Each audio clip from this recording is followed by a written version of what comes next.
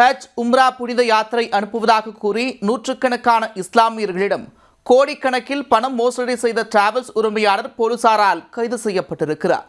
சொகுசு வாழ்க்கைக்காக அப்பாவி மக்களிடம் பண சுருட்டலில் ஈடுபட்ட மோசடி மன்னனின் பின்னணி என்ன?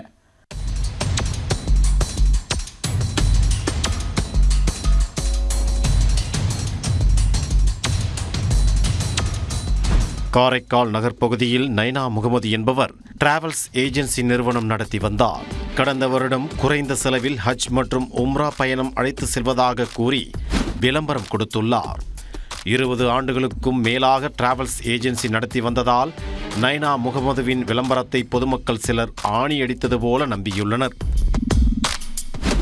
நாகை, திருவாரூர், மயிலாடுதுறை உள்ளிட்ட பகுதிகளைச் சேர்ந்த சுமார் 100க்கும் மேற்பட்டோர் புனித பயணத்திற்காக பல லட்சம் ரூபாய் மற்றும் பாஸ்போர்ட்டை நைனாவிடம் கொடுத்துள்ளனர்.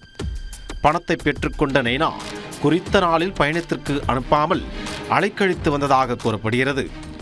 கொடுத்த பணத்தை திருப்பி கேட்டால் கண்டிப்பாக அழைத்துச் செல்கிறேன், சிறிது கால அவகாசம் கொடுங்கள் என கூறி நழுவி இருக்கிறார்.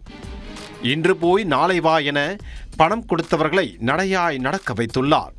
ஒரு கட்டத்திற்கு மேல் பொறுமை இழந்த பொதுமக்கள் டிராவல்ஸ் நிறுவனத்தை முற்றுகையிட்டு போராட்டத்தில் குதித்தனர்.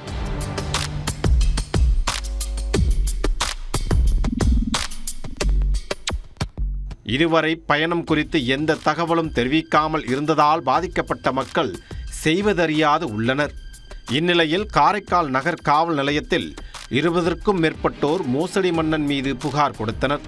புகாரை பெற்று விசாரணை மேற்கொண்டதில் பாதிக்கப்பட்டவர்களிடம் முதல் கட்டமாக 25 லட்சத்திற்கு மேல் இழந்துள்ளது தெரிய வந்தது.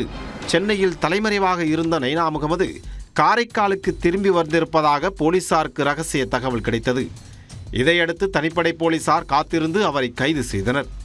பொதுமக்களிடம் ஏமாற்றி பணம் பறித்தது தொடர்பாக தொடர் விசாரணை மேற்கொண்டு வருகின்றனர். ஹஜ் உம்ரா புனித யாத்திரை அனுப்புவதாக கூறி நூற்றுக்கணக்கான இஸ்லாமியர்களிடம் கோடிக்கணக்கில் பண மோசடி செய்த சம்பவம் காரைக்காலில் சலசலப்பை ஏற்படுத்தியுள்ளது.